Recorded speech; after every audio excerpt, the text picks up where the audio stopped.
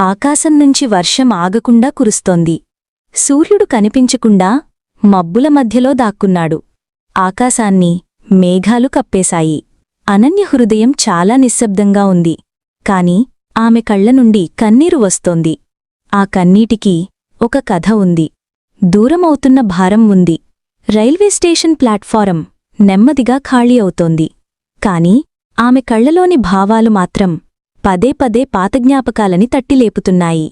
నా బాధ నీకెందుకు అర్థం కావడం లేదు శౌర్య? ఆమె మనసులో ఉన్న మాట గొంతునుంచి బయటకొచ్చింది. అనన్య ఓ సాధారణ పల్లెటూరి అమ్మాయి. లోకానికి సాధారణమే అయినా ఆమె మనసులో మాత్రం అసాధారణమైన ప్రేమ దాగి ఉంది. ఆ ప్రేమ పేరు శౌర్య. శౌర్య హో ప్రాక్టికల్ బాయ్. ప్రేమకు ఎమోషన్ కంటే అర్థం కావాలనుకునేవాడు. కాని అనన్య ప్రేమ అంటే అర్థం కాదు, అనుభూతి అని